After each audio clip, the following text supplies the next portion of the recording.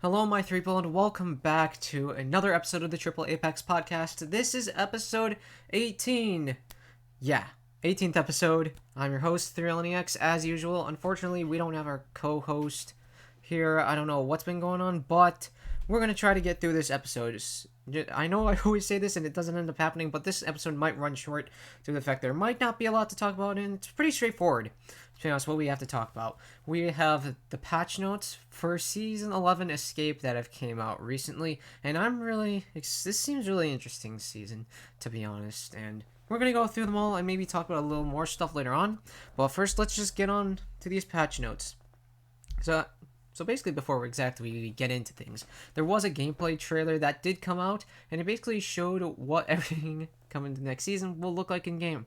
Like some Battle Pass skins were shown, gameplay of the car SMG, gameplay of Ash, and of course it was gameplay on the new map, Storm Point. I wanted to say Stir Point for some reason, but corrected myself. And we also got to see the wildlife, which will be prowlers and spiders. Apparently there were supposed to be like Goliaths, that giant creature from the Bloodhound story of the Outlands. Like that creature is apparently also supposed to be coming to Storm Point eventually, but we don't really know. There is something in the game files for that creature being on Storm Point, but we don't know exactly what's going to go on with that. But it could happen, maybe a future event or whatever. But without further ado, let's get into these patch notes. I would have reviewed them sooner, but I have been very, very busy lately, so I haven't really time to do much. I haven't had much time to make videos, but we have time for the podcast, so we're going to be getting into the patch notes now. Let's just get into it. So, of course, we have the new legend, Ash, a familiar face. She's overseen the arenas from the shadows and held a tight grip on Pathfinder's heart. A simulacrum made from the woman who was once Dr. Ashley Reed. Ash is determined to eliminate every trace of weakness that held her back as a human, detecting death wherever she goes, spearing enemies with electric snares that lock them in place, tearing through space to take more lives. It would be easy to think that there was nothing human left within that cold steel. But a trace of the human doctor remains, and she poses a greater threat to Ash than any legend in the ring. So that's actually kind of referencing like a voice line that I saw. I was actually watching... So if you didn't know, like the EA Game Changers have shown off the early looks at Season 11, and I was looking at one of Gaming Merchant's videos, and it was gameplay of the next season, and there was an Ash on the team, and he was Horizon, and there was actually a voice line that Ash said that was coming from her human self, like get in the ring, which is really interesting. So there's some interesting voice lines for Ash. I can totally say that. Now let's get into her abilities, and pretty much like I said in the last episode, they are what were originally seen. The passives marked for death. Ash's map shows the location of recent death boxes. She gets a special prompt on a death box. Use it to mark surviving attackers once per box. Then we have the tactical arc snare. Throw a spinning snare that damages and tethers the first enemy that gets too close. Then we have the ultimate phase breach. Tear open a one-way portal to a targeted location. This portal stays open for a short time, during which anyone can use it. So yeah, the ultimate doesn't stay up as long as Wraith's, and it's just like a one singular direction. Now, there has been talk that maybe Ash could overtake Wraith. I don't necessarily know if this is going to be true, because both legends, honestly, looking at both of their kits, they serve two different purposes. Like, Ash is more of a get up in someone's face and kill them type of character, whereas Wraith, I think, is going to lean towards more of a, I guess, defensive part. That's a little more... Well, both are really team-oriented from what we see, but I think there's a lot more fluidity with Wraith than there is with Ash. So Ash seems a little more... I don't know. We can't really say until everyone gets a chance to try Ash, but from what Game Changers have said, Ash could be very reliable in competitive and ALGS. So we can say that Ash will most likely be a strong legend. I don't know how strong, but she's definitely going to be a strong legend. Of course, I've seen the early access footage of her abilities, and her arc snare actually doesn't seem too bad from what I originally thought, but who knows. Like, Ash seems like a really strong character. Then, of course, we have the new map, Storm Point. This beautiful oasis was once an energy colony for the IMC, and the ruins remain. Many have tried to make a home here, all have failed. A survey of the area revealed the remains of 3 unique settlements built across the centuries, but no survivors. The colony lay abandoned, only visited by the occasional pirate or castaway. Now the Mercenary Syndicate have plans on their own for Stormpoint. It looks so enticing, but the pristine beaches and crystal waters are just the eye of the hurricane. All around, dangers swirl, wild prowlers, venomous spiders, and the gathering storms only add to the tension in the air. Now the legends are here to make this place their own. So it looks like Stormpoint is only going to get more dangerous. Check out our blog with all the details. Oh gosh. I hope they don't make the storm that's surrounding the map come in and just absolutely obliterate it. But we should expect it, seeing as how all the maps get somewhat destroyed. Now we have the Battle Royale map rotation. So for the Escape update, the map rotation will be back down to 2 maps, Stormpoint and World's Edge. With Stormpoint being a whole new map, they want to make sure players have plenty of time to master the new arena. Alright, so we only have 2 maps in rotation this time, Stormpoint and World's Edge. I kind of wish they'd still have Olympus in rotation for 3 maps. Oh my gosh, that dog barking is so annoying. Sorry for that. Bruh. Okay, anyways, Arena's map rotation. With the introduction of Encore, the Arena's map rotation will now include only the custom-made arena maps. They will not be using BR locations for arenas in the Escape update. So that's really interesting. So it's going to be a little less congested, I guess, with the map rotation. Does this mean that we might not get a new arenas map? I don't know. I would really like to see a new arenas map come later this season, or if there does end up being a lot more, then they can add a random system to make it you just end up on a random map. I don't know. Now we have the new weapon, Car SMG. When you're in a precarious place, you need a dangerous, flexible weapon. Meet the Car SMG, the Combat Advanced Round. That's it. The acronym for it, Combat Advanced Round. Submachine gun is a fully automatic weapon that takes adaptability to the next level by accepting either light or heavy mags. The car hits hard but handles light. This hybrid of weapons is the best of both worlds for when you're ready to take a stand and become the most dangerous thing on the island. So I have, of course, how I've seen all the early access footage, I've seen the car, and it was actually said that it has a little more of a recoil, which I find kind of ironic because in Titanfall 2 it basically had no recoil, so now it has a little bit more kick to it, and I've actually heard it might be one of the harder ones to control out of all the SMGs, which is a little interesting, but it does seem to have a pretty good DPS. Now, the stats won't really change depending on what ammo you're using, but it's still looking like it's going to be a pretty good gun, to be honest. I don't know how competent with the other SMGs, but it will be competent. Now we have some ranked updates. Hello, Legends. Let's take a quick look at how Ranked and Emergence shaped up and review the changes coming in. Escape Ranked continues to attract a large portion of players, around 40% of all playtime, but this doesn't mean they can't look to make improvements. And so, a little note, they fixed an issue where expired skydive trails remained accessible for a little longer, That's boring. Let's just get into the actual thing. So, they have all this stuff about Ranked Battle Royale, Escape, talking about skill or whatever, and they've basically changed the kill RP values, whatever. I'm not really going to take a deep dive in on this, but I will link the full patch notes in the description for you to leave. So, here's some points of clarification that they have, which I will go over. Victims do not lose more or less points when killed in terms of entry cost. Only the killer receives the modifier. Oh my god, that's so annoying. Apex Predator and Master are treated as the same tier. An encounter rate with someone of a 3+ tier difference is ultra rare, less than 0.1%. Ranked matchmaking is staying the same, so in general, you'll come across identical tiers. In cases where you squad up with a different rank friend or merge into a different tier lobby, your KP will be adjusted appropriately. After tier differences are taken into account for kill points, a flat per kill bonus is added based on. So yeah, all this stuff in here, and they have a little more explanations, and they've actually changed ranked arenas, and they pretty much, they made it a little more similar to, well, not the same system as Battle Royale, but now we have 2 splits similar to ranked Battle Royale. So this will probably want people to make people want to grind more or try to stay on track with it, I guess, is what they're trying to do. Oh, excuse me.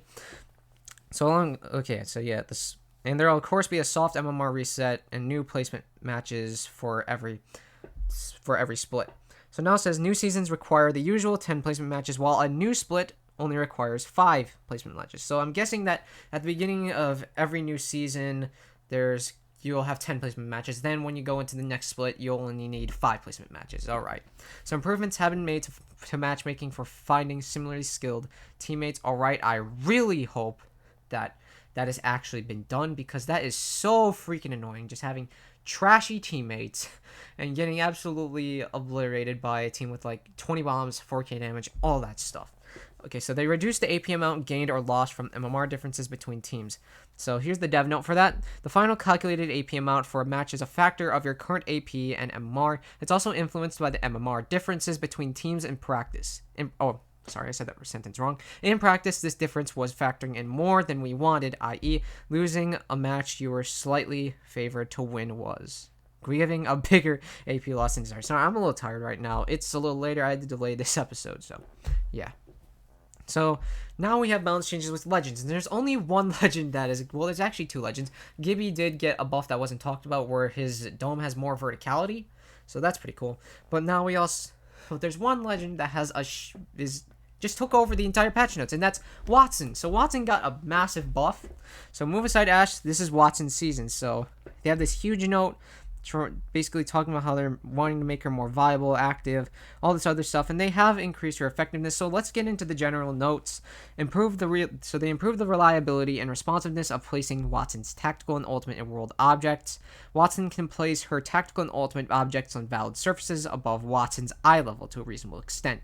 General hitboxing size increased to compensate for the removal of low profile and legacy updates. So yeah, they increase her hitbox a little bit, and I guess this is to compensate for giving her a massive buff and for the removal of low profile. So the tactical, the perimeter defense, they increase damage on crossing a fence by 33%, 15 to 20, increase the debuff duration on crossing a fence by 100%, 1.5 to 3 seconds, increase the time allowance to be hit again by a subsequent fence effect by 100% OS to 1 second, decreased recharge time by 50%, 30 to 15 seconds, increased placement range by 50%, decreased the delay between fences shutting off and reactivating after an ally passes through them by 60%, 1 to 0.4. Wattson now moves at unarmed speed while readying placing fence nodes. Fence nodes can now be placed as soon as the weapon is readied instead of waiting for the animation to finish. The ultimate interceptor pylon, the pylon output has been significantly reworked. The reduced number of active pylons went from 3 to 1. The pylon now lasts forever instead of timing out after 90 seconds. So basically they kind of reverted like the change that they made some time ago. I forgot when that was, but yeah, she could only place down one pylon at a time and it would last infinitely, so they basically changed that. So the pylon now has a pool of 250 shields that can be distributed to nearby players instead of effectively infinite shields. Increased the pylon shield recharge rate by 150% and smoothened regen rate 2 second, 5 second, or more accurately 1.5 seconds, 1.2 seconds. When a pylon is out of shields, it no longer recharges players' shields, but can still zap incoming ordnance, taking damage while regenerating shields via the pylon delay continued regeneration by 1 second. The UI on the ground and HUD elements now displays the amount of shields that remain in the pylon. Pinging a friendly pylon will now display the percentage of shields remaining in the pylon. Pylon ordnance zapping has been moderately reworked.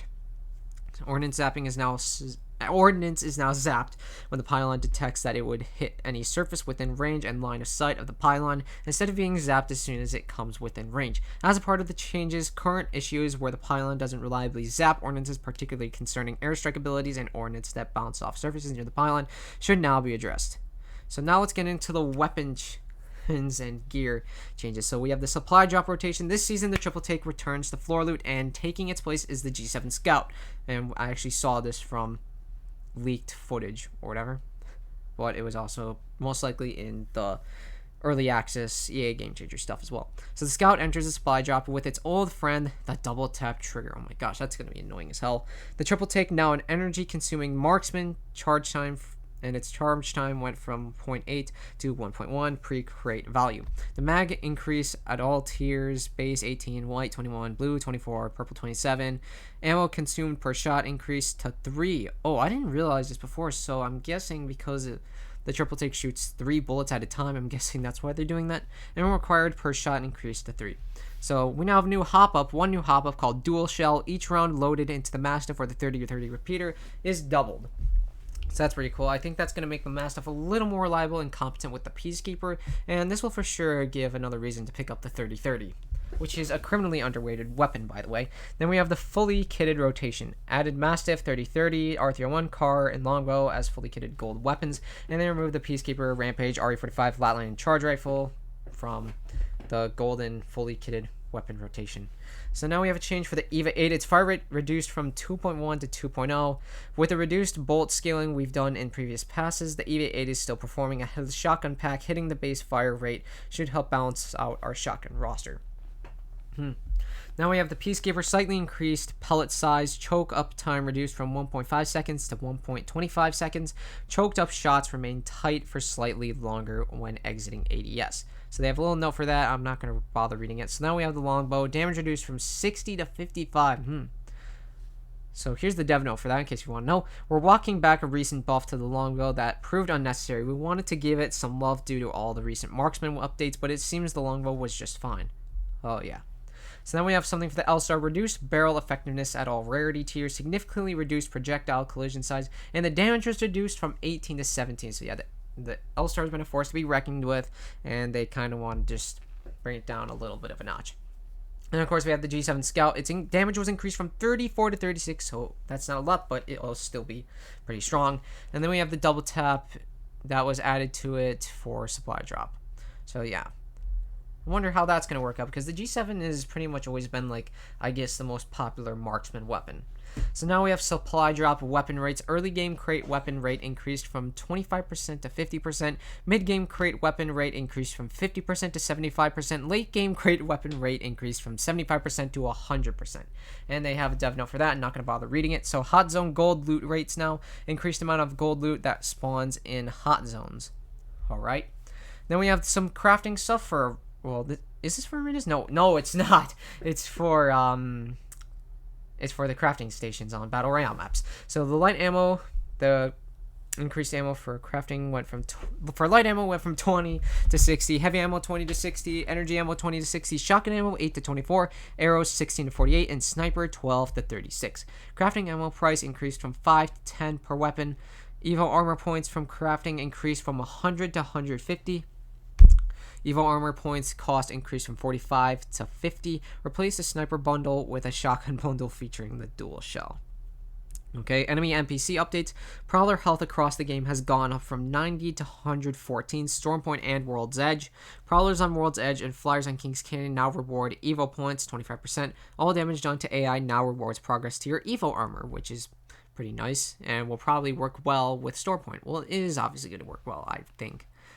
And then we have, then here's some changes for arenas. Supply drop. Supply drop will now land outside the first ring, if possible, and land 10 seconds earlier. Purple weapons now spawn more in earlier rounds. Round 1 to 3 times blue.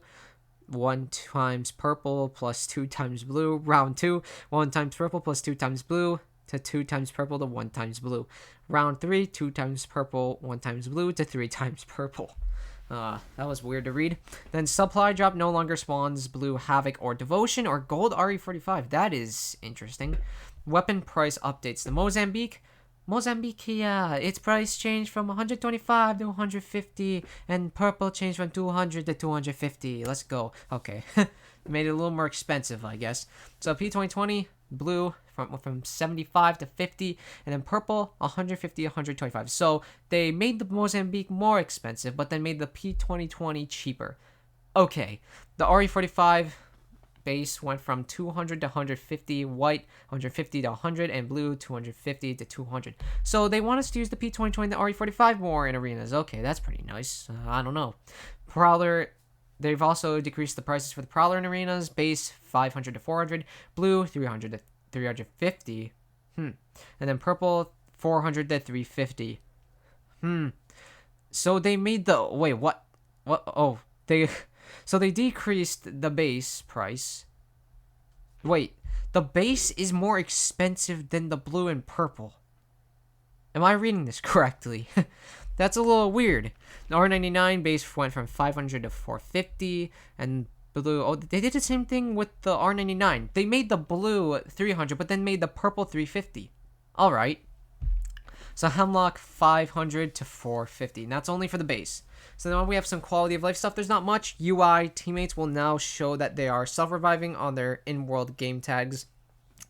added VO or voice lines, I think, for players to communicate. Oh, that's a ping for players to communicate they are out of ammo. Updated the arena map rotation images to show up to 5 maps. Updated social awareness badges to unlock as default for all accounts.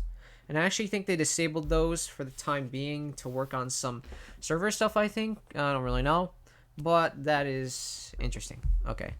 Then there's all of these bug fixes. I don't really think I'm going to get out of here. But they did fix the Wattson issue where her ultimate wasn't always destroying, like, ordnance or whatever.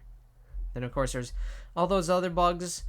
This is a really interesting update. I really thought there'd be a lot more legend changes when it came to this update, but Wattson's got quite a bit of love, and I think they're actually seeing that Wattson's better now, so that's pretty cool. I have not tested her out yet, so I don't really know. I'm gonna have a little sip of water real quick. So I don't really know, like, how strong she is now. We'll have to see. Then, of course, we have Ashe. Ashe seems like she's gonna be a strong legend. Like, I don't think she's gonna dethrone Wraith. I think both will be able to coexist because both their portals are for different purposes. Like, they both require different types of playstyles from what I'm seeing. If anything, Ashe will probably or most likely dethrone Octane in a way, or maybe she will be a little bit more of a replacement for Octane when it comes to certain scenarios because her portal can kind of act as like a pushing tool, and the same thing is like the same thing pretty much goes for Octane's jump pad because that's used in a lot of push scenarios to get in there, especially with like Revenant or whatever.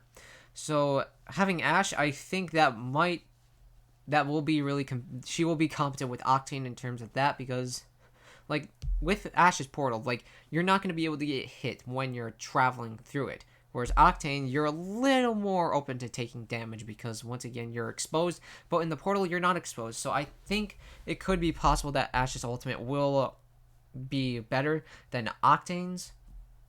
And, yeah. I think that Ashe and Revenant will for sure be a good combination. And people are also saying that maybe Gibby and Caustic will work well with Ashe. And I could for sure see that. Just trap up the portal. That'll be really interesting. And Ashe's portal will sadly not be able to go through walls. It's just going to be similar to Wraith's where, yeah, you're not going to be able to go through walls with it, obviously. And we originally speculated on that at first, but that ended up not being the case. I think that would have been cool, though, to make it, like, where she can go through walls with the portal. But it is what it is. Like, I think Ashe will be a pretty cool legend, like I said. She'll be strong. Don't know how strong. We're going to have to wait and see. I will be doing a little overview of Ashe and maybe give some tips on her later on once I've tested everything out. And the same will obviously go for the car SMG. I will try to get a few videos out for the beginning of the season and such, but I have been pretty busy. Haven't really had the time to do YouTube and such due to a lot of outside factors. So, yeah. I don't really have too much to talk about now. I might go ahead and end off the episode or whatever. So yeah, this was pretty interesting and pretty cool.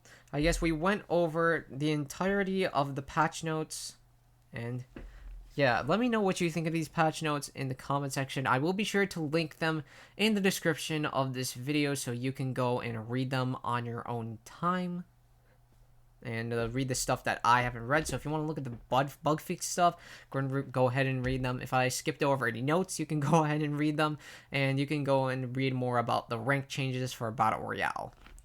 So, yeah. It honestly bleh. I'm not on point with words as usual. It's really shocking to see how fast Season 10 has went by. It's like we were already seeing the Seer trailers and whatever, and now we're just all of a sudden at Season 11 Escape. And it's really crazy. Season 11 will be coming on Tuesday, if I'm not mistaken, which is in 3 days from now as of recording this video. It's going to be, well, actually, no, not 3 days from now. 4 days from now.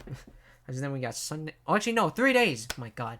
I can't count either. So, yeah, 3 days we will be getting Season 11. I'm pretty sure. And it will be really cool. I'm excited for this season, excited for the new map. Let's just hope the servers don't freaking crash, because that will most likely just ruin the experience. And people are really thinking this is going to be a make or break season for Apex Legends, and I do kind of agree to some extent, although obviously Apex will have a lot more people playing the game still because it's Apex Legends. Like you just keep coming back to this game and you never know why. It's probably because there's always kind of something to grind for, like the battle pass changing up and other factors like ranked maybe, although ranked I don't really think is one of those main factors. It's mostly the battle pass and sometimes challenges. And and prize trackers and events or whatever. And I think that's one thing that makes battle royales popular in a lot of the cases is just the battle pass, because it's something to grind for, and you'll spend a lot of time doing it, and it'll keep you not bored, and it'll give you something fun to do. So yeah, my phone just dropped on the floor. I don't know how many times this has happened where I've dropped my phone and miraculously hasn't broken. So yeah, that's fun. But anyways, I think we've pretty much covered everything that we've had to cover for this episode.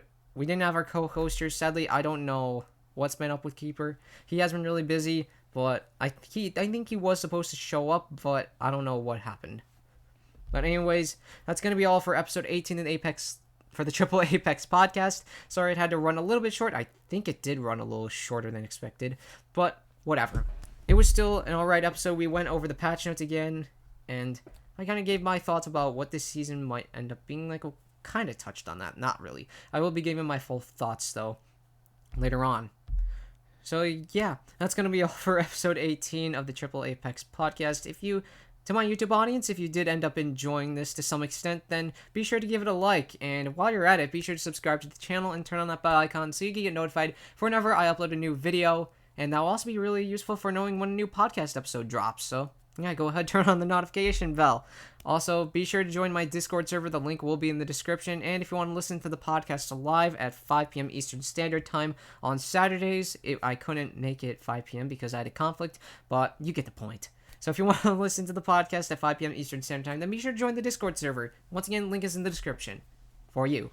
And I also have a Guilded server, so if you have Guilded and are looking for any servers to join on there, then I'll leave that link in the description for you too.